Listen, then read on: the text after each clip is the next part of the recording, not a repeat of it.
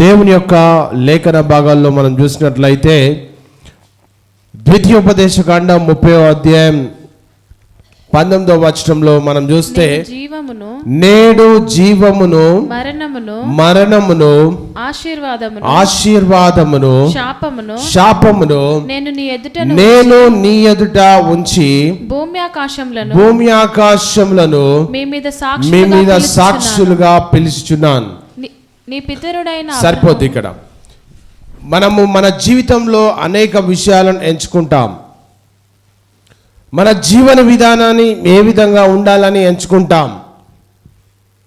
మన ఆత్మీయ స్థితి ఏ విధంగా ఉండాలనేది మాత్రము ఎంచుకోవడంలో కొన్ని ఆలోచనలు చేస్తాం. మన జీవితంలో చదువుకున్న వారైతే ఏ ఉద్యోగం చేసుకోవాలని దాన్ని సెలెక్ట్ చేసుకుంటారు. చదువుకునే స్టూడెంట్స్ అయితే వారు ఏ కోర్సు తీసుకోవాలని వారు ఎంపిక చేసుకుంటారు. పెద్దవారైతే ఏ పని చేస్తే బాగుంటుంది, డబ్బులు సంపాదించడానికి ఏ ఉద్యోగం చేస్తే బాగుంటుంది, ఈ బిజినెసా ఆ బిజినెసా అని ఎంచుకుంటూ ఉంటారు. లేఖన భాగాల్లో మనం చూసినట్లయితే భూమి పునాది వేయకముందే దేవుడు మానవుల పట్ల ఒక ప్రణాళిక రచించి ఉంటాడు. తల్లి గర్భము రూపింపబడక ముందే ప్రతి ఒక్క వ్యక్తి పట్ల దేవుడు ఒక ప్రణాళిక రచించి ఉంటాడు. ఆ ప్రణాళిక దేవుడు ఏ ప్రణాళిక రచిస్తాడో ఆ ప్రణాళిక మన జీవితంలో నెరవేరాలి. ఎప్పుడు నెరవేరుతుంది అంటే నీ మనసు దేవుని మనసుతో ఆనుకొని ఉన్నప్పుడు, మన మనస్సు దేవుని మాటలతో దేవుని యొక్క వాక్యంతో ఏకీభవించినప్పుడు దేవుని యొక్క ప్రణాళిక మన జీవితంలో నెరవేర్చబడుతుంది. మనం అనుకుంటాం, చాలామందిని చూస్తే ఇది నా బ్యాడ్ లక్ అంటాం. ఏదైనా పని చేసినప్పుడు సక్సెస్ కాకపోతే ఇది నా బ్యాడ్ లక్ అంటాం. ఎవరన్నా విన్నారు అట్లాంటి మాటలు? ఇది నా మాట, ఇట్లా ఏదైనా పని చేసినప్పుడు సక్సెస్ కాకపోతే నా బ్యాడ్ లక్, నా కర్మ, ఇది నా కర్మ అంటాం. అంతేనా? ఎవరన్నా అన్నారు అట్లా? అది సహజం, లోక భాషలో సహజం. అయితే ఇతర విశ్వాసులు అయితే నీ తలరాత ఎట్లుంటే అట్లా అవుతుంది అని అనుకుంటారు. అంటే దానికి బైబిల్ ఏం చెప్తుందో చూద్దాం. దేవుని యొక్క లేఖన భాగంలో ఒక మనిషిని నిర్మించినప్పుడు దేవుడు ఒక మనిషి పట్ల ఏర్పాటు చేసినటువంటి ఆ ప్రణాళిక ఎట్లుంటుంది అంటే, దేవుని యొక్క లేఖన భాగంలో 30వ అధ్యాయం 19వ వచనంలో కనుక చూస్తే ఇక్కడ మన ముందు కొన్ని అంశాలను దేవుడు పెడుతుంటున్నాడు. ఇజ్రాయేలు ప్రజలకు ఏర్పాటు చేసిన కట్టడలో దేవుడు కొన్ని నియమాలు ఇస్తూ ఉండడం మనం చూస్తూ ఉంటున్నాం. అలనాడు దేవుడు ఇజ్రాయెల్తో మాట్లాడాడు. ఈ కృపాకాలంలో దేవుడు అదే వాక్యం ద్వారా మనతో మాట్లాడుతుంటాడు. సో ఈ లేఖన భాగాల్లో కనుక మనం చూసినట్లయితే దేవుడు నేడు అనే మాటను ఉపయోగించడం మనం చూస్తుంటున్నాం. నేను అనేక సందర్భాలలో చెప్తా ఉంటాను, బైబిల్ ఎప్పుడు కూడా నేటి గురించి మాట్లాడుతుంది. రేపటి గురించి నువ్వు ఆలోచన చేయొద్దని యేసు ప్రభు చెప్తాడు. రేపటి గురించి చింతించొద్దు, రేపటి గురించి ఆనాటికి ఆనాటికి అని బైబిల్ అనేక సందర్భాల్లో చెప్తుంది. రాబోయే సంగతులు అనేక విషయాలు ప్రవక్తల ద్వారా చెప్పబడినాయి. కానీ ఒక జీవితానికి ఒక ప్రణాళికకు సంబంధించిన విషయానికి వచ్చినట్లయితే, నిత్య జీవానికి సంబంధించిన విషయానికి వచ్చినట్లయితే, మరి నేడే రక్షణ దినం, నేడు అనే మాటను కనుక మనం చూస్తే దేవుడు ఇక్కడ ఈ వచనంలో స్పష్టంగా కొన్ని అంశాలను రాయడం మనం చూస్తుంటున్నాం. సో నేడు జీవమును మన ముందు ఉంచాడు దేవుడు. జీవం అంటే చూద్దాం. రెండవది మరణాన్ని పెట్టాడు దేవుడు మన ముందు. మూడవది ఆశీర్వాదాన్ని పెట్టాడు. నాలుగవది శాపమును నీ ఎదుటను ఉంచి ఉన్నానని లేఖన భాగాలు చెప్తుంది. సో ఈ లేఖన భాగాల్లో మనం చూస్తే మన జీవితం అంతా కూడా ఎలెక్ట్ చేసుకోవడానికి లేకపోతే ఎంపికలతో నిండి ఉంటుంది. మొదటిగా నేను చెప్పిన రీతిగా ఏ ఉద్యోగం చేసుకోవాలి, ఏ బిజినెస్ చేసుకోవాలి, లేకపోతే డబ్బులు దేంట్లో వస్తాయి, ఏ పనికి పోతే డబ్బులు ఎక్కువ వస్తాయి, అవన్నీ కూడా మనము నిర్ణయాలు ఎంపికలు చేసుకుంటూ ఉంటాం. కానీ మరి ఆ ఉద్యోగమైనా, స్నేహితులను ఎంచుకోవడంలోనైనా, లైఫ్ పార్ట్నర్ని ఎంచుకోవడంలోనైనా, జీవన విధానాన్ని ఎంచుకోవడంలోనైనా అనేక ఎంపికలు మనం చేస్తూ ఉంటాం. ఎందుకంటే ఎంపిక మన భవిష్యత్తును నిర్మిస్తుంది. పక్కవారితో చెప్పండి, ఎంపిక నీ భవిష్యత్తును నిర్మిస్తుంది. ఈ వాక్యంలో దేవుడు మనం ముందుంచిన ప్రశ్న కాదు, ఒక ఎంపిక. ఈ వాక్యంలో మనం చూసినట్లయితే ఇది ఒక ప్రశ్న కాదు, ఒక ఎంపిక. సో దేవుడు నీ ఎదుట జీవం పెట్టాడు, ఆశీర్వాదం పెట్టాడు, శాపం పెట్టాడు, మరణాన్ని పెట్టాడు. సో నేను అడుగుతున్నటువంటి మాట, నీ జీవితంలో నువ్వు ఏది ఎంపిక చేసుకుంటావు? ఈ 4 అరణ్యంలో 40 సంవత్సరాలు ఇజ్రాయేలు ప్రజలు తిరిగారు. 40 సంవత్సరాలు దేవుడు వారిని ఆ అరణ్యంలో తిప్పుతున్నటువంటి క్రమంలో మరి కొద్ది రోజులలో కానాను దేశం వెళ్ళాల్సిన వారు ఆ 40 సంవత్సరాలు తిరిగారు. 400 సంవత్సరాలు అయిపోయాయి, కానాను బయలుదేరారు. బయలుదేరే క్రమంలో దేవుడు వారికి ఏది కావాల్సి అది ఇచ్చాడు, అన్ని ఇచ్చాడు. తద్వారా కొద్ది రోజులలో వెళ్ళాల్సిన వారు 40 సంవత్సరాలు తిరగాల్సినటువంటి గత్యంతరం ఏర్పడింది. ఎందుకంటే అవిధేయత, అదంతా మనకు తెలుసు. సో 40 సంవత్సరాలు తిరిగారు అరణ్యంలో. సమయం వచ్చేసింది, ఇంకా ఎక్కడికి పోవాలి? కానాను పోవాలి. అతి త్వరలో కానాను దేశానికి వెళ్ళాలి ఇజ్రాయెల్ ప్రజలు.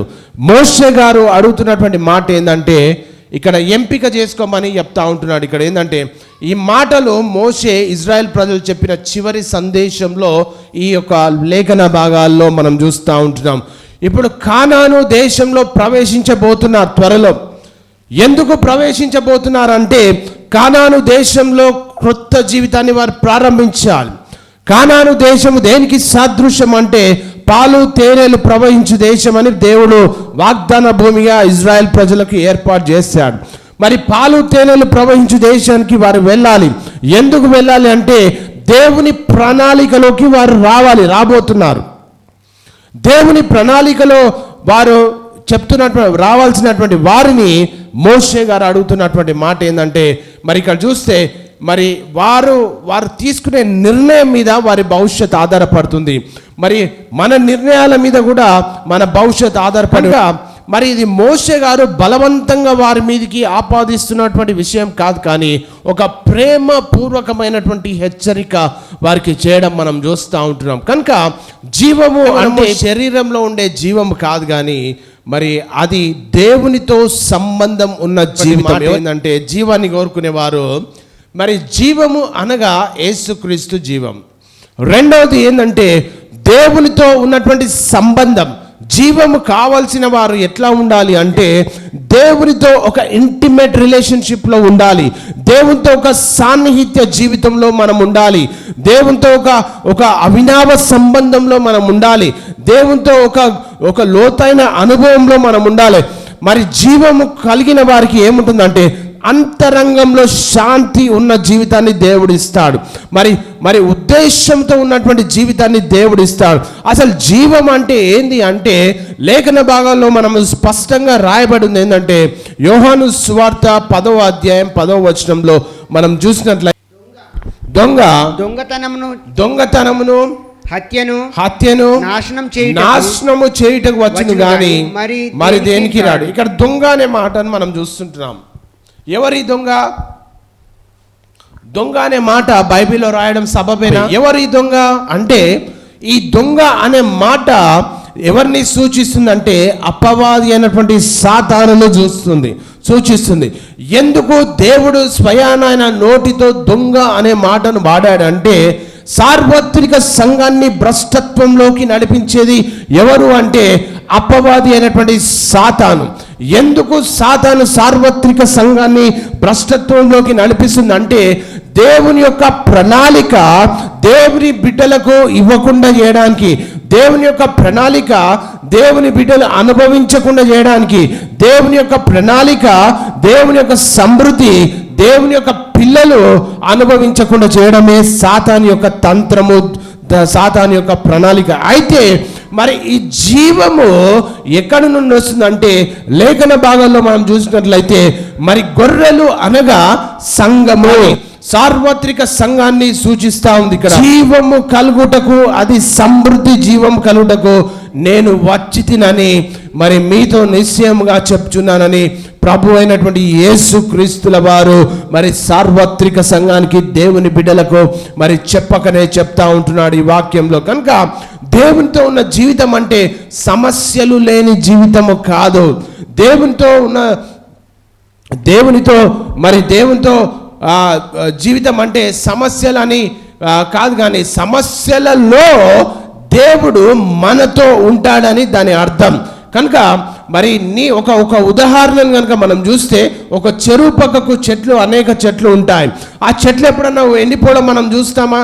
మన జీవితంలో చూడం. ఎందుకంటే ఆ ఒడ్డు పక్కన ఉన్న చెట్లన్నీ కూడా నిరంతరం కూడా పచ్చగానే ఉంటాయి. ఎందుకు అంటే ఆ నీళ్ళ ప్రక్కన ఉన్నటువంటి ఆ చెట్లు నిరంతరం వాటికి వేర్లకు మరి ఆ నీరు అందుతూ, తేమను అందిస్తూ మరి నిరంతరం కూడా పచ్చగా ఉంటుంది. కనుక మన జీవితం కూడా క్రీస్తులో ఉంటే, క్రీస్తును అనుభవిస్తే, క్రీస్తు కొరకు బ్రతికితే, క్రీస్తు కొరకు బిడ్డగా జీవిస్తే, క్రీస్తులో ఉంటే నిరంతరం కూడా సమృద్ధిలో ఉంటాం, నిరంతరం కూడా దేవుని ఆశీర్వాదాలను చూస్తాం, నిరంతరం కూడా దేవుని యొక్క ఉన్నతమైన ప్రణాళిక మన జీవితంలో ఉంటుంది. కనుక దేవునితో జీవించే వ్యక్తి సమస్యలు వచ్చినా నిలబడతాడు. ఎందుకు నిలబడతాడంటే దేవుని వాక్యము, దేవుని యొక్క జీవము, దేవుని యొక్క ప్రణాళిక ఆయన జీవితంలో ఉంటుంది. కనుక జీవము దేన్ని సూచిస్తుంది అయ్యా అంటే ప్రభు అయినటువంటి యేసుక్రీస్తును సూచిస్తూ ఉంది. యేసుక్రీస్తు నీ జీవితంలో ఉంటే, యేసుక్రీస్తు నీ జీవితంలో నువ్వు అనుభవిస్తే, నో మ్యాటర్ నీకు ఎన్ని కష్టాలు వచ్చినా, నువ్వు పడిపోయే స్థితిలో ఉన్నా, నువ్వు కృంగిపోయే స్థితిలో ఉన్నా, దేవుడు నిన్ను నిరంతరము పైకి ఎత్తేవాడుగా ఉంటాడు. మన జీవితంలో అనేక మార్లు మనం చూస్తూ ఉంటాం పేతురు గారిని. యేసు ప్రభుతో నీళ్ళ మీద నడిచేటప్పుడు, యేసు ప్రభు మీద దృష్టి ఉంచినప్పుడు అంతసేపు కూడా నిటారుగా స్ట్రైట్గా నడవడం మనం చూస్తాం. ఎప్పుడైతే సమస్యల వలయంలో నుండి ఆ దృష్టి మళ్ళీ గాలి తుఫానుల వైపు మళ్ళిందో, సమస్యల వైపు మళ్ళిందో, పడిపోవడం మనం చూస్తాం. కనుక నీ దృష్టి అంతా కూడా ఆ జీవాధిపతి మీద ఎప్పుడైతే ఉంటుందో నువ్వు నిరంతరం కూడా వర్ధిల్లుతూనే ఉంటాం. అయితే మరి మరణం అంటే ఏంటి అంటే, మరణం అంటే కేవలము శరీర మరణం కాదు. బైబిల్ పరిభాషలో మనం చూసినట్లయితే మరణము అనగా దేవుని నుండి దూరమైనటువంటి జీవితము, దేవునికి దూరంగా బ్రతికే జీవితము, చలనం లేని జీవితము. మరణం అనగా దేవునిలో విశ్వాసం లేని జీవితము.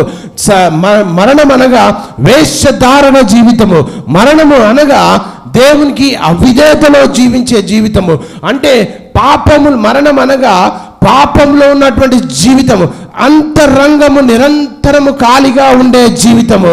ఈరోజు నేను మిమ్మల్ని అడుగుతున్నటువంటి ప్రశ్న, నువ్వు దేన్ని కోరుకోవాలని ఆశపడుతుంటున్నాం?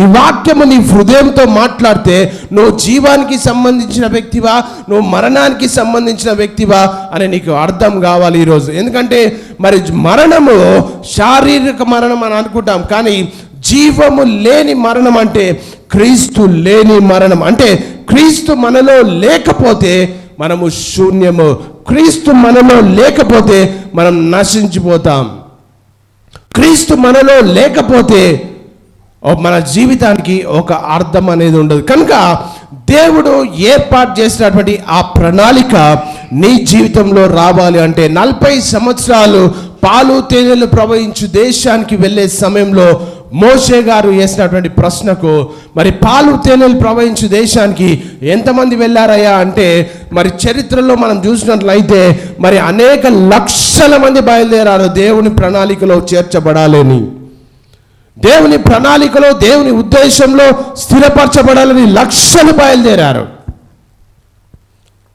430 సంవత్సరాలు ఎడతెగక దేవునికి ప్రార్థించారు. ఎక్కడ పోయింది వారి ప్రార్థన జీవితం? ఎక్కడ పోయింది వారి ఆత్మీయమైన జీవితము? ఎక్కడ పోయింది వారి సంబంధము దేవునితో? పాలు తేనెలు ప్రవహించు దేశానికి ఎంతమంది పోయారంటే చెప్పగలుగుతారా? ఎంతమంది వెళ్ళారు? 2 మాత్రమే వెళ్ళారు. ఎందుకు? మిగతా లక్షల మంది ఎక్కడ పోయారు? వారి జీవితం ఎక్కడికి వెళ్ళింది? మిగతా లక్షల మంది బయలుదేరారు మోషతో పాటు. మోషను వెంబడించుకున్న అనేక లక్షల మంది బయలుదేరారు. లక్షల మంది బయలుదేరుతున్నటువంటి క్రమంలో వారికి ఆపద వచ్చినా వారి పక్షాన దేవుడు ఉన్నారు, వారికి కష్టం వచ్చినా వారి పక్షాన దేవుడు ఉన్నారు, వారికి ఆకలైన దేవుడు సమృద్ధినిచ్చాడు. ఎక్కడ పోయారు ఈ 40 మంది అంటే దేవుని మాటకు అవిధేయత చూపడంతో పిట్టలు రాలిపోయినట్టు రాలిపోతూ అందరు కూడా ఆగిపోతూ వచ్చారు. చివరికి మిగిలింది ఎవరయ్యా అంటే 2 మాత్రమే, యెహోషువ, కాలేబు. ఈరోజు మన జీవితంలో శాపము, మరణము, ఆశీర్వాదము, జీవము. జీవం అంటే యేసుక్రీస్తు, మరణం అంటే క్రీస్తు లేని జీవితం.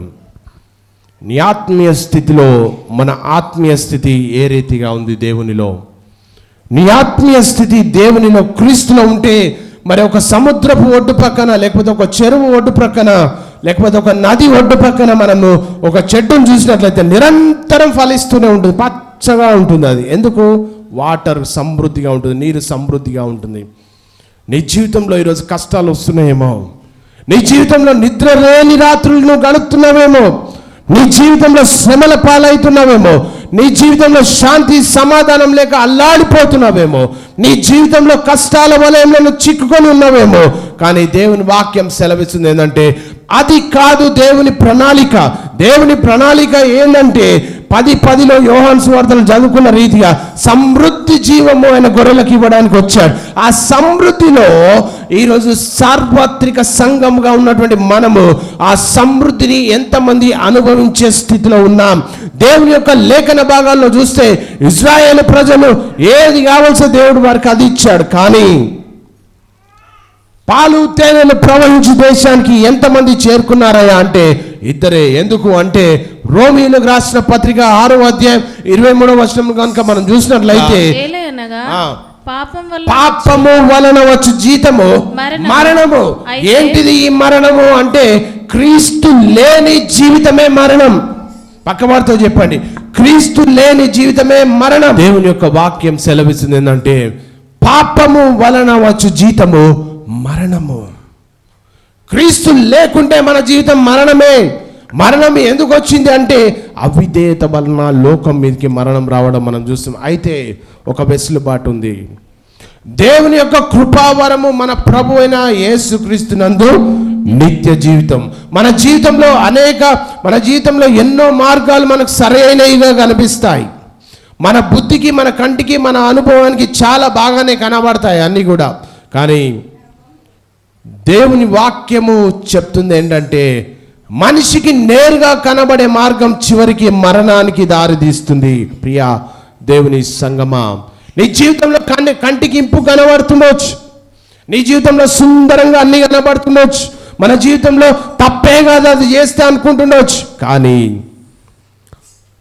వాక్యము ఈరోజు ఏం నేర్పిస్తుంది మనకయ్యా అంటే పాపము వలన వచ్చు జీతము మరణానికి. శాపము, మరణము, జీవము, ఆశీర్వాదం. మన జీవితంలో జీవం అంటే యేసుక్రీస్తు, మరణం అంటే క్రీస్తు లేని జీవితములో ఉంటున్నాం. ఎందుకు మరణం వస్తుంది అంటే మన అభిప్రాయము దేవుని అభిప్రాయంతో ఏకీభవిస్తలేదు. మన అభిప్రాయము దేవుని అభిప్రాయంతో ఏకీభవించడం లేదు. మనిషికి నేరుగా కనిపించే మార్గం అంటే ఏంటి చెప్పండి చూద్దాం. మనిషికి నేరుగా కంటికి కనబడే మార్గాలు ఏంటి? ఇది తప్పైతే తప్పే కాదు అనుకుంటాం మానవులం. ఇది తప్పు, ఇది లోకంలో ఇది తప్పు, ఇది తప్పే కాదని దాన్ని అనుభవిస్తాం. అది తప్పు అంటే, మార్గం అంటే నేరుగా కనిపించే మార్గం. అందరూ అదే చేస్తున్నారు, దానివల్ల ఏం కాదు, మనం కూడా అదే చేయొచ్చు. అల్టిమేట్గా మనం అనుకుంటాం, ఆ తప్పైనా చేస్తే నాకు లాభం అవుతుందని మనం చేస్తాం. అది పాపంలా మనకు అనిపించదు. అబద్ధం చెప్పడం, ఒక ఉదాహరణ చెప్తే అబద్ధం చెప్పడం ఎందుకో అది నేరుగా అనిపిస్తుంది. ఏంటంటే ఒక చిన్న అబద్ధం కదా, బతకడానికి అవసరం కదా అని అనుకుంటాం. కానీ బైబిల్లో అది తప్పుగా దేవుడు పరిగణిస్తుంటాడు. దేవుని దృష్టిలో అబద్ధము అనగా పాపం. దేవుని దృష్టిలో అబద్ధం అనగా పాపం. పాపము ఎక్కడ తీసుకెళ్తుందంటే మరణానికి దారి తీసుకొస్తుంది. మరణానికి దారి తెరుస్తుంది. ఈరోజు మరణం కావడానికి కాదు, సమృద్ధి జీవం వేయడానికి ఆయన వచ్చాడు. మరణానికి ఎవరు తీసుకొస్తారంటే అపవాది అయినటువంటి సాతాను. అయితే ఆ జీవము నీలో ఉన్నట్లయితే, క్రీస్తు అనే జీవము నీలో ఉన్నట్లయితే నీకు నిత్య జీవమని లేఖన భాగాలు చెప్తా ఉంటున్నాయి. కనుక మనం ఎంపిక చేసుకునే మార్గాలలో ఆ జీవము కనబడే మార్గాన్ని నువ్వు ఎంచుకున్నట్లయితే దేవుని యొక్క కార్యాలు, దేవుని ప్రణాళిక మన జీవితాలలో నెరవేర్చబడుతుంది ప్రియ దైవజనమ. అందుకనే మరి ఆదాము హవ్వలను చూసినట్లయితే సృష్టి క్రమంలో ఆది దంపతులను మనం చూసినట్లయితే సాతాను చెప్తాడు ఏంటంటే అబద్ధం తింటే చనిపోతారు, అబద్ధం, దేవుళ్ళ అవుతారు. ఓకే, మరి అది నేరుగా అనిపించింది. దాని ఫలితం ఏంది? మరణం వచ్చింది, శాపం వచ్చింది. అన్నిటికంటే ముఖ్యంగా దేవునితో సంబంధం కట్ అయింది. ఏమైంది? దేవునితో సంబంధము కట్ అయింది. మరణ జీవితం బయట బాగానే అనిపించవచ్చు, కానీ దేవునితో సహవాసం కట్ చేస్తుంది. మరి లోతులో చూస్తే సొదొమ ప్రాంతం పచ్చగా ఉంది. లోతు అనుకుంటాడు ఆ ప్రాంతం అంతా ఎంత పచ్చగా ఉందో, ఆ ప్రాంతం అంతా ఎంత గ్రేట్గా ఉందో, అక్కడ పోతే చాలా వ్యాపారాలు బాగుంటాయి, అక్కడ పోతే నేను చాలా మంచిగా బ్రతుకుతాం, నేను నా కుటుంబం చాలా మంచిగా చాలా సంతోషంగా అని అనుకుంటాం. కానీ దేవుని దృష్టిలో ఆ ప్రాంతం ఎట్లా ఉంది అంటే మనం చూస్తే దానివల్ల ఏర్పాటు చేసుకున్నటువంటి ఫలితం ఏంటంటే అగ్ని వర్షాన్ని దేవుడు కుమ్మరించాడు. దేవునికి వ్యతిరేకంగా పనిచేసి ఏమైందంటే మరి కుటుంబంలో నష్టము చేకూరింది. మరి భార్య ఉప్పు స్తంభంగా మరి అవడం మనం చూస్తూ ఉంటాం. కానీ మనిషి చూసి నిర్ణయం దేవుని యొక్క వాక్యం అడగలేదు. కానీ ఇక్కడ డబ్బు ఉండొచ్చు, సుఖం ఉండొచ్చు, పేరుండొచ్చు, కానీ లోపల శాంతి ఉండదు, లోపల దేవుడు ఉండడు. కనుక నువ్వు ఏర్పాటు చేసుకునేది, ఎంపిక చేసుకునేది ఏంటంటే జీవము లాంటి ఆశీర్వాదం ఎప్పుడైతే ఏర్పాటు చేసుకుంటామో అప్పుడే దేవుని యొక్క మన జీవితం, దేవుని యొక్క ఆశీర్వాదాలు మనం చూస్తాం. మరి ఆత్మీయ మరణం, దానినే లోతు గారు చేసింది ఏంటంటే ఆత్మీయ మరణముగా మరి పరిగణించబడుతుంది బైబిల్లో. మరి మనం ఏమేమి నేర్చుకున్నాం? జీవము, మరణము. మూడోది ఆశీర్వాదం అంటే అది దేవుని కృప, దేవుని కాపుదల, దేవుని మార్గదర్శనం. ఇవి ఎప్పుడైతే మన జీవితాలలో ఉంటుందో నీ కుటుంబ సరిహద్దులు విశాలపరుస్తాడు దేవుడు. ఎప్పుడైతే ఈ మూడు మనలో ఉంటాయో దేవుని యొక్క సమృద్ధిని మనం అనుభవిస్తాం. దానినే లోక పరిభాషలో, బైబిల్ పరిభాషలో దానినే ఆశీర్వాదం అని పిలుస్తారు. దేవుని కాపుదల అంటే అపవాది అయిన సాతాను ఎందుకు వచ్చాడు లోకంలోకి? దొంగిలించడానికి వచ్చాడు. ఏమి దొంగిలించడానికి వచ్చాడు? సంతోషాన్ని దొంగిలించడానికి వచ్చాడు, డబ్బును దొంగిలించడానికి వచ్చాడు, సమాధానాన్ని దొంగిలించడానికి వచ్చాడు, దేవునితో ఉన్న సంబంధాన్ని దొంగిలించడానికి వచ్చాడు. నువ్వు దేవుని యొక్క ఆశీర్వాదం ఏంటి అంటే దేవుని కృప నీ కుటుంబం మీద నీలో ఉంటుంది. రెండోది దేవుని కాపుదల అంటే దేవుడు ఇచ్చినటువంటి ఆశీర్వాదాన్ని సాతాను దొంగిలించకుండా దాన్ని కాపుదల కాస్తాడు. మూడోది ఏంటంటే నువ్వు దేవుని మార్గదర్శనంలో నువ్వు నడుచుకుంటావు.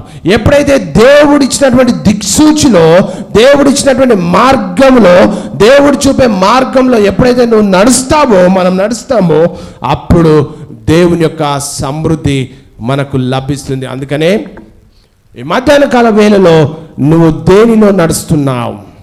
నీ మీద దేవుని కృప ఉందా, లేకపోతే మనుషుల కృప ఉందా? నీ మీద దేవుని కాపుదల ఉందా, లేకపోతే మనుషుల కాపుదల ఉందా? నువ్వు ఎవరి మార్గదర్శనంలో నువ్వు నడుస్తున్నావు? దేవుని మార్గదర్శనంలో నువ్వు నడిస్తే నీ చుట్టూ దేవుని ప్రణాళిక, కాపుదల ఉంటుంది నీకు. ప్రియా దేవుని సంగమా,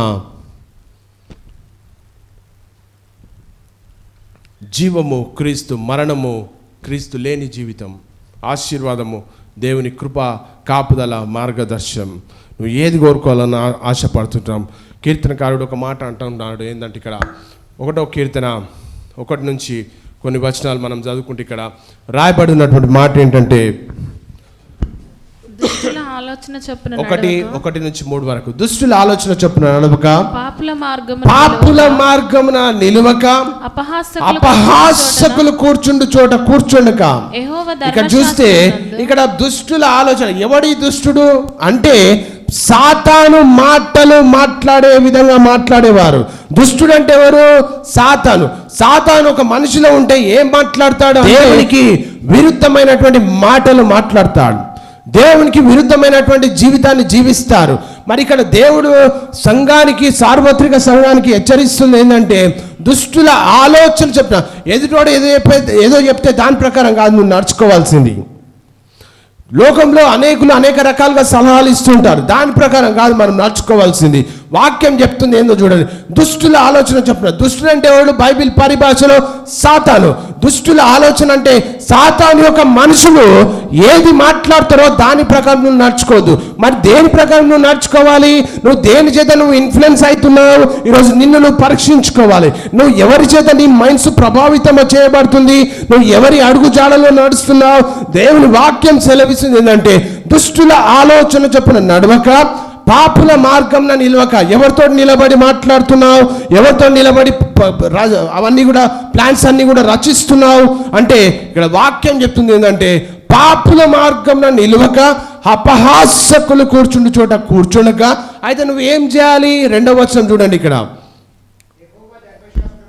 యెహోవా ధర్మశాస్త్రం నందు ఆనందించుచు. ఏం చేయాలంట? మరి దేవుని ప్రజలు ఏం చేయాలంటే, నువ్వు చేయవలసింది ఏందో తెలుసా? దేవుని వాక్యంలో నువ్వు నాటబడాలి. నువ్వు చేయవలసింది ఏంది? దేవుని యొక్క వాక్యంలో నువ్వు దినదినం ఎదగాలి. ఎవరో ఏదో మాట్లాడుతున్నారు, దాన్ని బట్టి నేను నడుచుకుంటా అంటే దేవుని ఉగ్రతకు పొందాల్సి వస్తుంది. ఎవరో చెప్పిన ప్రకారం నేను జీవిస్తున్నా అంటే దేవుని ఉగ్రత మనలోకి వస్తుంది. కనుక చేయవలసింది ఏంది? మానవులు అంటే దేవుని ప్రజలు చేయవలసింది ఏంటంటే, యెహోవా ధర్మశాస్త్రమునందు ఆనందించుచు దివారాత్రములు దానిని ధ్యానించి వాడు మాత్రమే ధన్యుడు. ఎంతమంది ధన్యులు? ఏకవచనంతో వాక్యం మాట్లాడుతుంది. ఎంతమంది? నేను స్నేహం చేసేది ఎవరితోటి? దుష్టుల ఆలోచన చొప్పునే నేను నడుచుకుంటా. ఇతరులు ఏది చెప్తే దాని ప్రకారం నేను మాట్లాడతా. బైబిల్ అంగీకరిస్తుంది అది? ఎవరి ప్రజల మనము? జీవము, ఆశీర్వాదము, శాపము, మరణం. దేని చేత నువ్వు కట్టబడుతున్నావు? మన ఆత్మీయ స్థితి దేవునిలో ఎక్కడుందండి? నువ్వు విశ్వాసివి అయితే, నువ్వు దేవుని రక్తంలో కడగబడిన వ్యక్తివని నువ్వు అనుకుంటే, దేవుని చిత్త ప్రకారం నువ్వు నడుచుకోవాలని అనుకుంటే, యెహోవా ధర్మశాస్త్రమునందు ఆనందించాలి నిరంతరం. దేని చేత నడిపించబడుతున్నావు? మరి లోతు గారు అనుకోండు, అక్కడ సొదొమ గొమొర పోతే అంత పచ్చగా ఉంది, అక్కడ పోతే వ్యాపారం మస్తు జరుగుతుంది, అక్కడ పోతే వాళ్ళు అందరు చెప్తారు అక్కడ పోతే చాలా బాగుంటుంది. అదంతా కూడా దేని చేత నడుచుకుంటున్నాం మనం? ఎంతమంది చెప్తారండి దేవుని ప్రణాళిక నా జీవితంలో నెరవేర్చబడాలని? దేవుడు నీ ముందు ఫ్రీ విల్ పెట్టాడు, ఎంపిక. ఒక ఆయన అంటాడు నేను ఐఏఎస్ చదువుతా, నేను కలెక్టర్ అవుతా అంటాడు. ఒక ఆయన అంటాడు నేను ఐపీఎస్ చదివి నేను పోలీస్ ఆఫీసర్ అవుతా అంటాడు. ఒక ఆయన అంటాడు నేను బీఎడ్ చదివి ఒక టీచర్ అవుతా అనుకుంటాడు. ఒక ఆయన అనుకుంటాడు నేను 10th ఫెయిల్ అయినా ప్యూన్ అవుతా అని అనుకుంటాడు. మన ఎంపిక అది. కానీ దేవుడు ఏమంటున్నాడు? దేవుడు నేను ఎక్కడ చూడాలనుకుంటున్నా అంటే టాప్ మోస్ట్ పొజిషన్లో. దేవుడు నేను ఎక్కడ చూడాలనుకుంటున్నాడు? ఏదో ప్యూన్ ఉద్యోగం తీసుకొని అక్కడనే ఉండాలి. నా రక్తంలో కడగబడిన వ్యక్తులు ఎక్కడ ఉండాలంటే కింద ఉండాలి. ఒక 2,000 జీతం వస్తే సరిపోద్ది. నువ్వు ఎక్కడ ఉండాలి? Top most position. అంటే ఒక విశ్వాసి ఎవరి మీద ఆధారపడాలి? దేవుని మీద ఆధారపడాలి. లోతు అనుకున్నాడంట సొదొమ పట్టణం అంతా కూడా చాలా బాగుంది, గ్రీన్గా ఉంది, అంతా కూడా అంత వ్యాపారం బాగా చేసుకోవచ్చు. దేవుని మాటకు విరుద్ధంగా ప్రయత్నాలు, ప్రణాళికలు రచించాడు. అగ్ని వర్షం కురిసింది. భార్య ఉప్పు స్తంభంగా మారింది. ఎక్కడ పోతున్నాం మనం? మన ఆత్మీయ స్థితి ఏంటి?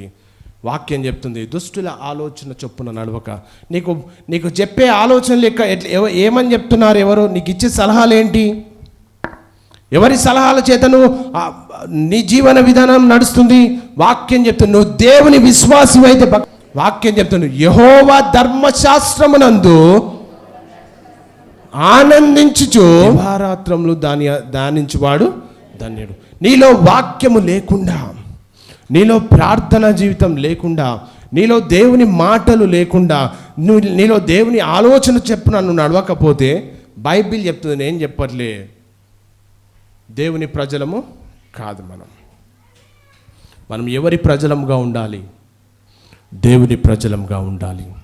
2026 సంవత్సరాల క్రితం ఆయన పరమును విడిచి దేవుడు మన కొరకు ప్రాణత్యాగం చేశాడు. ఎందుకు? యోహాను సువార్త 10:10 చదువుకున్నాం. దొంగతనంను హత్య నాశనం చేయడానికి వచ్చింది, కానీ దేవుడు అంట, యేసుక్రీస్తు అంట, ఎందుకు వచ్చాడు? సమృద్ధి జీవం ఇవ్వడానికి వచ్చాడంట. నీ ముందు నువ్వు ఏది ఎంపిక చేసుకోవాలని మన ముందే పెట్టిండు అది దేవుడు. నువ్వు ఏది ఎంపిక చేసుకోవాలనుకున్నావో అది నీ ఇష్టం. నువ్వు జీవాన్ని ఎంపిక చేసుకోవాలా? మరణాన్ని ఎంపిక చేసుకుంటావా? శాపాన్ని ఎంపిక చేసుకుంటావా? ఇంకా ఆశీర్వాదాన్ని ఎంపిక చేసుకుంటావా? ఇట్స్ అప్ టు యూ, నీ ఇష్టం. కనుక దేవుని వాక్యాన్ని అనుసరించే జీవితము ఫలవంతమైనటువంటి జీవితంగా ఉంటుంది. అంటే ఆశీర్వాదం అంటే సమస్యలు లేకపోవడం కాదు, సమస్యలలో దేవుడు ఉంటాడని అర్థం. ఈరోజు నువ్వు ఎన్ని కష్టాలు వచ్చినా దేవుడు నీతో ఉంటే దేవుడు నిన్ను పైకి నిలబెట్టుకుంటాడు, దేవుడు నిన్ను ఉన్నతమైన స్థితిలో ఉంటాడు. 4వది శాపము అంటే, మరి శాపం అంటే ఏంటి? శాపం అంటే దేవుని నుండి దూరంగా జీవించడం. శాపం అంటే దేవుని హెచ్చరికలను నిర్లక్ష్యం చేయడం. శాపం అంటే ఎందుకు దేవుడు హెచ్చరిస్తున్నాడు? బైబిల్లో అనేక ప్రవక్తల ద్వారా మనుషులకు హెచ్చరికలు జారీ చేశాడు. మీకు తెలుసా, సమూయేలు ప్రవక్త ఇట్లా బయలుదేరి ఇట్లా వస్తుండంటేనే రాజు దగ్గరికి రాజులు గడగడ వణికేవారు. ఎందుకో తెలుసా? ఆయన ఏ టైంలో దేవుని వాక్యం, దేవుని మాట ఏది మోసుకొని వస్తుందో అని గడగడ వణికేవారు. దేవుని మాటను నిర్లక్ష్యం చేస్తే శాపముగా మార్చబడుతుంది. ఈ శాపం అంటే ఏంది? మన ఇష్టానుసారంగా బ్రతకడం శాపం. అయితే ఈ మధ్యాహ్న కాల వేళలో నువ్వు దేవునిలో ఉండి ఆశీర్వాదం పొందుకుంటావా, దేవునికి దూరంగా జీవించి శాపాన్ని పొందుకుంటావా? ఆ ఎంపిక ఏది చేసుకుంటామో అది మన మీదనే ఆధారపడుతుంది. కనుక ఈ మధ్యాహ్న కాల వేళలో మన ఆత్మీయ స్థితిలో దేవుడు ఏ లెవెల్లో ఉన్నాడు అనేది కూడా మనం పరిశీలన చేసుకోవాలి. 4 అంశాలను మనం చూస్తే, దేవుని నుండి దూరంగా జీవించడం శాపం అంటే. నువ్వు దేవునిలో ఉన్నవా, దేవునికి దూరంగా ఉన్నవా? ఈరోజు అది నువ్వు పరీక్షించుకోవాలి. దేవుడిచ్చే హెచ్చరికలు, దైవజనుల ద్వారా దేవుడిచ్చే హెచ్చరికలను బేఖాతరు చేస్తున్నావా, దాన్ని అంగీకరిస్తున్నావా? 2వది. 3వది, మన ఇష్టానుసారంగా నడవడము శాపం. అనగా లోకాశల వైపు, లోకంలో ఉన్న ఇచ్చలను అనుసరించి, లోకంలో ఉన్న చెడునంతా కూడా తప్పని తెలిసినా దాన్ని అనుభవించడము శాపం, చివరికి శాపంగా మారుతుంది. పాపం వల్ల వచ్చే జీతము మరణం. అయితే నువ్వు ఏది ఎంపిక చేసుకోవాలని నువ్వు ఆశపడుతున్న సామెతల గ్రంథంలో 14వ అధ్యాయం 12వ వచనంలో మనం చూసినట్లయితే, ఇక్కడ 14వ అధ్యాయం 12వ వచనం, ఒకని ఎదుట సరి అయినదిగా కనబడు మార్గం కలదు. అయితే ఇక్కడ ఏందంట, ఒకరి ఎదుట సరి అయినదిగా కనబడు మార్గం కలదు, అయితే తుదకు అది మరణమునకు త్రోవ తీయును. చూసారా, మనకు తప్పని తెలుసు. ఆయన ఎవరన్నా చూస్తుర్రా? మన ఫ్రెండ్స్ ఏమన్నా చూస్తుండ్రా? మన బంధువులు ఏమన్నా చూస్తున్నారా? అది తప్పని తెలుసు. నీకు తెలుసు, అందరికి తెలుసు, దేవునికి తెలుసు. కానీ మనం అనుకుంటాం, ఇది సరి అయిన పనే నేను చేసేది మంచి పనే నేను చేసేది అని అనుకుంటాం. కానీ వాక్యం ఏం చెప్తుంది చూడండి, ఒకని ఎదుట సరి అయినదిగా కనబడే మార్గం కలదు, అయితే అది లాస్ట్కి ఎటు తీసుకుపోతుంది? మరణానికి. నీ గొయ్యి నువ్వే తీసుకుంటట్టు అది అక్కడికి దారి తీస్తుంది. అయితే దేవుడు పెట్టిన శిక్ష కాదు కానీ మన ఎంపిక మాత్రమే దాని ఫలితార్థం. నువ్వు ఏది ఎంపిక చేసుకుంటున్నావు? జీవమా, మరణమా, శాపమా, ఆశీర్వాదమా? నీ ముందు లోకంలో ఉన్న అన్నీ కూడా చాలా సంతోషంగా కనబడతాయి. లోకంలో ఉన్న ప్లెజర్స్ అన్నీ కూడా చాలా మంచి కనబడతాయి. లోకంలో ఉన్న అన్నీ కూడా చాలా బాగా అందంగా కనబడతాయి. కానీ నువ్వు దేన్ని ఎంపిక చేసుకుంటున్నావు? నీ ఎంపిక ఏంటి? పక్కవారిని అడగండి, నీ ఎంపిక ఏంటి? దేవుని సంగమా, దేవుడు పెట్టిన శిక్ష కాదు. ఒకని ఎదుట సరి అయినదిగా కనబడే మార్గం కలదు, అయితే నీకు మంచిదే అనిపించవచ్చు, అక్కడ చేసేటన్నీ కూడా ఎంజాయ్ చేస్తుండొచ్చు లైఫ్, అది బెస్ట్ లైఫ్ అని అనుకుంటుండొచ్చు. కానీ దేవుని వాక్యం చెప్తుంది నేను ఎక్కడ తీసుకుపోతుందట, మరణానికి దారి తీసుకుంటుంది. ప్రియా దైవజనమా, విత్తనాన్ని నాటితే అది ఒక రోజు మొక్క అవుతుంది. అలాగే పాపాన్ని విత్తితే దాని ఫలితం బాధగా మారుతుంది. ఒకరోజు ఒక చిన్న విత్తనాన్ని తీసుకపోతే కొన్ని రోజులైనా వర్షం పడితే ఏమవుతుంది, అది చెట్టు వస్తుంది. కొన్ని రోజులు అయితే, సంవత్సరాలు అయితే పెద్ద వృక్షం అవుతుంది. అదే పాపం విత్తితే, పాపాన్ని అనుభవిస్తే తద్వారా మరణాన్ని దారితీస్తుంది. ఈరోజు దేన్ని ఎంపిక చేసుకుంటావో ఇట్స్ అప్ టు అస్. భూమి ఆకాశంలో దేవుడు చెప్తున్నాడు 30:19 భూమి ఆకాశంలో సాక్షులుగా పెడతాడంట మనకు. వాళ్ళు వీళ్ళు మనుషులు చెప్తుండొచ్చు, అబద్ధ సాక్ష్యం పలుకుతుండొచ్చు, నీకు సంబంధించిన అనేక అబద్ధ సాక్షులు పెడుతుండొచ్చు. కానీ నీ ప్రవర్తన దేవునికి తెలుసు. నువ్వు మనుషులు నీకు సాక్ష్యం చెప్పకపోవచ్చు, కానీ భూమి ఆకాశము సాక్ష్యము చెప్తుంది నువ్వు రైట్ ఆర్ రాంగ్ అని.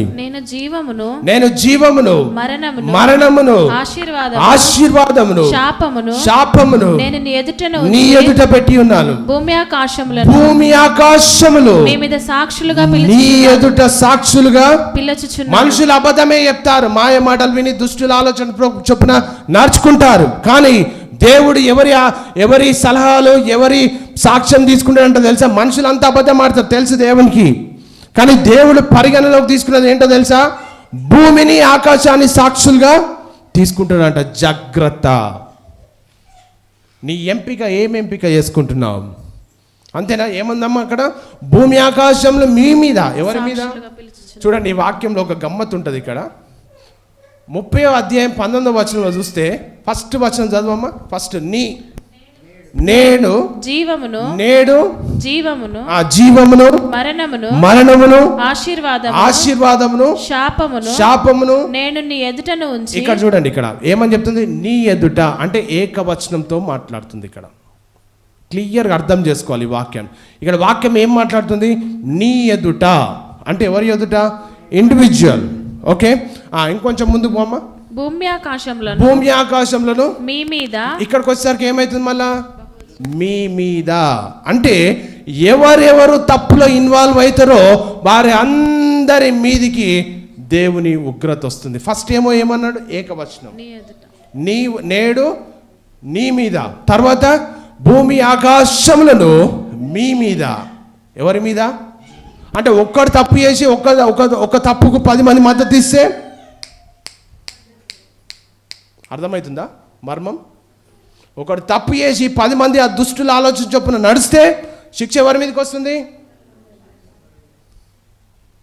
ప్రియా దేవుని అందుకనే మన ఎంపికలు గోప్యంగా లేవు. జీవితము సాక్ష్యం ఇస్తుంది. భూమి ఆకాశము సాక్ష్యం ఇస్తుంది. మనం అనుకుంటాం మన కుటుంబం చూస్తుందా, పిల్లలు చూస్తారా, సంఘం చూస్తుందా, జీవిత సాక్ష్యం ఏంటి అని అనుకుంటాం. కానీ నేరుగా కనిపించే మార్గం చివరికి ఏమిస్తుందంటే దాని అంతము మరణం.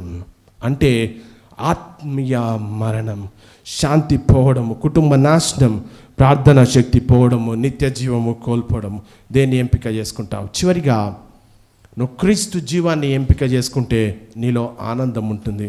జీవాన్ని ఎంపిక చేసుకుంటే నీకు స్వేచ్ఛ ఉంటుంది.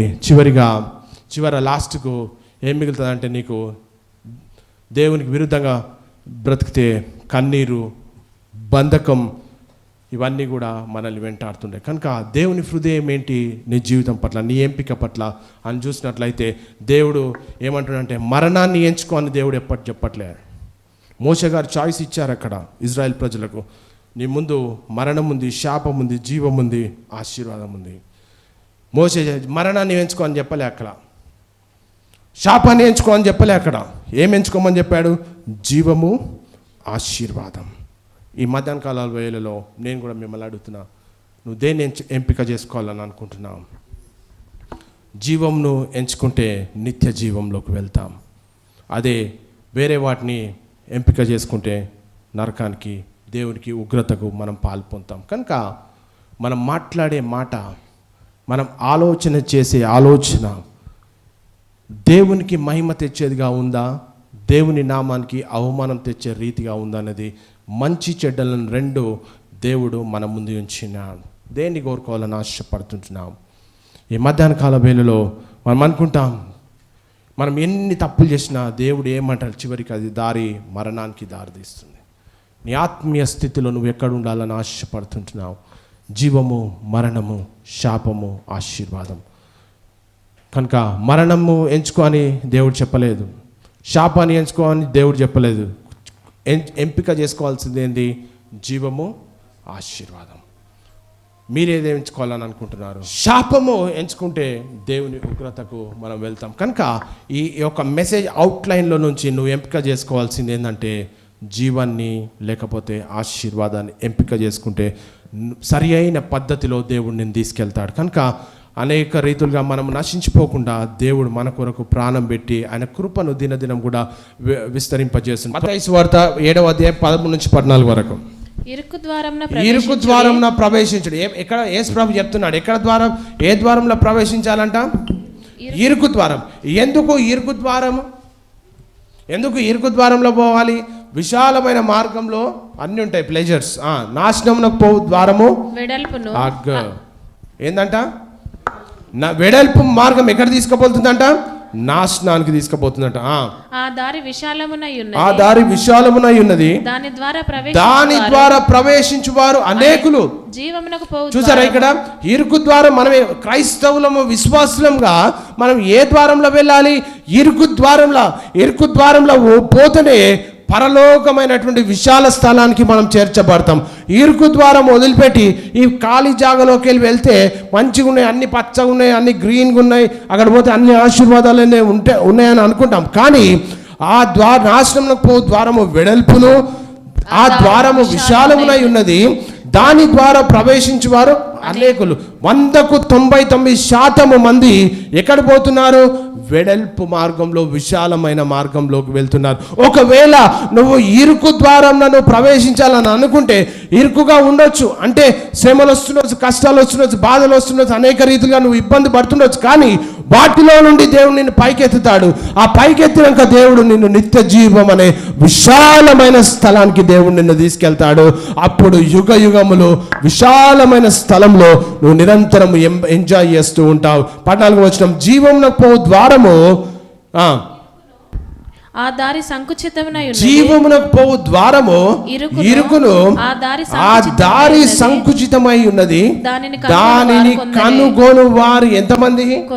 కొందరే. ఆ కొందరిలో నువ్వు ఉన్నవా? ఆ కొందరిలో నువ్వు ఉన్నవా? ఎంతమంది ఉన్నారు ఆ కొందరిలో? పరీక్షించుకోవాల్సింది ఒకటే, దుష్టుల ఆలోచన చొప్పున నడవక, పాపుల మార్గంలో నిలవక, అపహాసలు కూర్చుండి చోట కూర్చుండక ఏం చేయాలంట? ఏ ద్వారం ఎంచుకుంటున్నావు నువ్వు? దేవునికి విరుద్ధంగా జీవిస్తే దేవుని రాజ్యానికి మనం నిత్య జీవానికి వెళ్ళలేము. ఎప్పుడు కూడా గుర్తుపెట్టుకోండి. నాశనంలో పో ద్వారం వెడల్పుకుంటుంది, ఆ దారి విశాలమై ఉన్నది, దాని ద్వారా ప్రవేశించేవారు అనేకులు. అయితే జీవమునకు పో ద్వారం ఇరుకును, ఆ దారి సంకుచితమై ఉన్నది, దాని కనుగొని వారు కొందరే. ఆ కొందరిలో నువ్వు ఉన్నావా అని అడుగుతున్నా నేను. ఆ కొందరిలో బైబిల్లో ఇంకొక దగ్గర ఒక మాట ఉంది, పిలువబడిన వారు అనేకులు, ఏర్పరచబడిన వారు కొందరే. ఆ కొందరిలో నువ్వు, నీ కుటుంబం ఉందా? నీవు, నీ కుటుంబం ఉందా?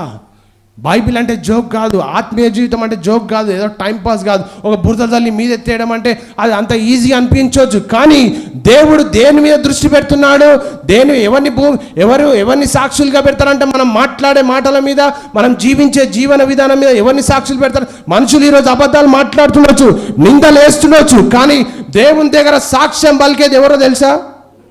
భూమి ఆకాశం దేవుని సాక్ష్యం పలుకుతుందట. అప్పుడు ఉంటుంది మనకు మజా, బ్యాండ్ బాజా. అందుకనే జాగ్రత్తగా మసులుకోవాలి ఆత్మీయమైనటువంటి విశ్వాసులంగా. సింపుల్గా చెప్తాం, నేను దేవుని బిడ్డనే అని చెప్తాం, కానీ లక్షణం కీర్తనకారుడు స్పష్టంగా రాశాడు, దుష్టుల ఆలోచన చొప్పున నడవక, పాపుల మార్గంన నిలువక. ఈ మొదటి అధ్యాయం బట్టి పట్టాలి అందరూ కూడా. ఏం చేయాలి? ఇది బట్టి పట్టాలి. నీ మైండ్లో కళ్ళు మూసుకుంటే ఇదే తిరుగుతుండాలి. ఇప్పుడు దుష్టులు ఆలోచన చొప్పున నడవక, పాపుల మార్గంన నిలువక, అపహాసాలు కూర్చుండక, యెహోవా ధర్మశాస్త్రంలో దివారాత్రంలో ధ్యానించు వాడే. వారు అనుందా, వాడే అనుందా? మళ్ళా ఏకవచనం, వాడే ధన్యుడు. ఆ ధన్యత్వంలోకి నువ్వు రావాలంటే నీ అడుగు, నీ చూపు, నీ ఆలోచన దేవునికి ప్రీతికరంగా ఉందా? ఎవరో చెప్పాల్సిన అవసరం లేదు. భూమి ఆకాశంలో సాక్ష్యం పలుకుతాయి దేవుని ఎదుట.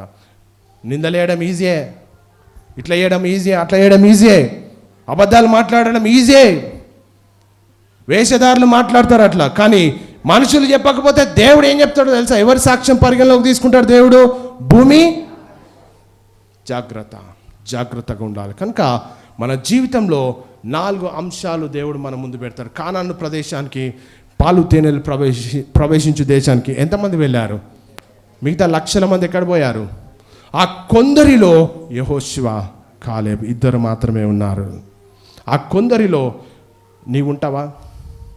ఆ కొందరిలో నువ్వు, నీ కుటుంబం ఉండాలని ఆశపడుతుందా? రాత్రములు దేవుని ధ్యానించాలి, వాడు మాత్రమే ధన్యుడు. కనుక మనం ఏదో టైంపాస్కి ఎన్నో మాట్లాడతాం, అవన్నీ కూడా మన నాశనానికి దారితీస్తాయి. జాగ్రత్త. యెహెజ్కేలు గ్రంథం 18వ అధ్యాయం 33. మరణము నొందువాడు మరణము నొందును బట్టి నేను సంతోషించువాడని కాదు. అంటే మనము దేవునికి విరుద్ధంగా బ్రతికితే దేవుని ఉగ్రత మన మీదకి వస్తుంది. కానీ ఆ ఉగ్రత వస్తే దేవుడు సంతోషించాడంట. చూడండి, ఇక్కడ నేర్చుకుందాం. ఇక్కడ దేవుడు సంతోషించాడు కాదు. కావున మీరు మనసు త్రిప్పుకొని అప్పుడు మీరు బ్రతుకుతారు. అంటే చేసిన తప్పుకు ప్రాయశ్చిత్తము దేవుని దగ్గర దొరుకుతుంది. కనుక మనం తప్పు చేయొచ్చు, కానీ దేవుని సన్నిధిలో క్షమాపణ కోరుకొని దేవునితో సరి చేసుకోవాలి మన ఆత్మీయ స్థితిని. ఎందుకంటే మరణము అనేది దేవుడు కోరుకోమని చెప్పట్లే మనుషులకు. దేవుడు కోరుకోమనేది ఏంటి? జీవము, ఆశీర్వాదమే. కానీ మరి దేవునికి విరుద్ధంగా బ్రతికి ఏమొస్తుంది? మరణం వస్తుంది. మరి అది మరణం అయితే ఎక్కడికి వెళ్తాము? దేవుడు లేకుండా నరకానికి వెళ్తాం. అందుని బట్టి దేవుడు సంతోషించాడు. ఎందుకంటే నిన్ను నిత్య జీవము తీసుకుపోవడానికే దేవుడు మనల్ని నిర్మించాడు. నిత్య జీవానికి మనం వారసులం కావాలంటే ఆ నిజమైన సత్యము మన జీవితాన్ని రూల్ చేయాలి. అప్పుడు మాత్రమే దేవుని రాజ్యానికి చేర్చబడాలి. కావున మీరు మనసు త్రిప్పుకొనుడి, అప్పుడు మీరు బ్రతుకుదురు. ఇదే యెహోవా, ప్రభువు యెహోవా వాక్కు. దేవుడు నాశనం కోరడం లేదు, రక్షణ కోరుతున్నాడు.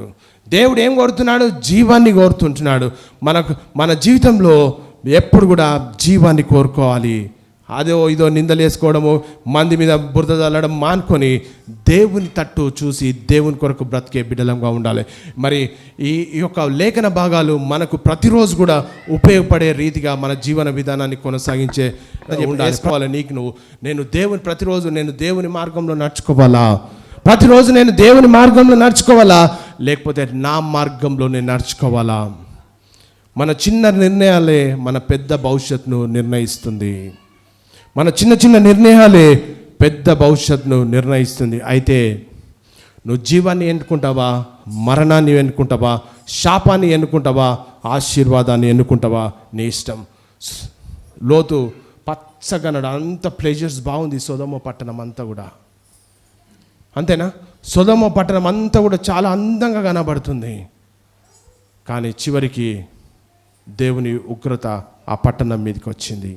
మన చిన్న నిర్ణయాలే మన పెద్ద భవిష్యత్తును నిర్ణయిస్తుంది. కనుక ప్రియ దైవజనమ, మనము దేవునితో ఉండాలంటే మనం కోరుకోవాల్సింది జీవము, ఆశీర్వాదము.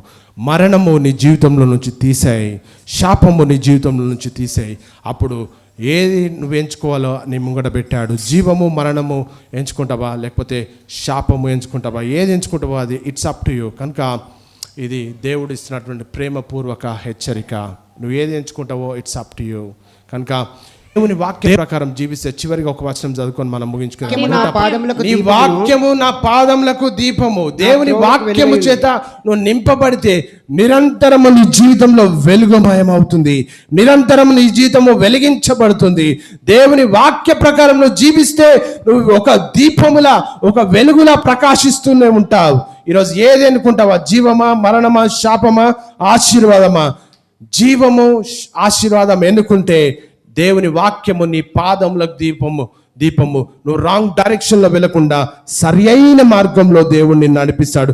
సరి అయిన మార్గం అనగా ఇరుకైన మార్గము, దాంట్లో నువ్వు విశాలమైన స్థలానికి దేవుడు నిన్ను చేస్తాడు. అదే నిత్య జీవము, పరలోక రాజ్యం. కనుక ఈ మధ్యాహ్న కాల వేళలో నువ్వు దేన్ని కోరుకోవాలని ఆశపడుతుంటున్నావు కనుక నీ కంటికి నేరుగా కనిపించేది వాటిని చూసి నువ్వు ఎంజాయ్ చేయకు. నీవు దేవుని వాక్యానికి నేరుగా నీవు ఆ మార్గంలో, దేవుని మార్గంలో నడిస్తే దేవుని ఆశీర్వాదాలను పొందుకుంటావు. దేవుడు చూపించే మార్గమే జీవ మార్గము. దేవుడు చూపించే మార్గమే జీవ మార్గం. ఆ మార్గంలో నువ్వు నీ కుటుంబం నడిస్తే ఇరుకు మార్గం గుండా వెళ్ళి చివరికి విశాలమైన స్థలంలో నువ్వు చేర్చబడతావు. 2 నిమిషాలు అందరూ కూడా తలలు వంచి దేవుని సన్నిధిలో మనం ప్రార్థన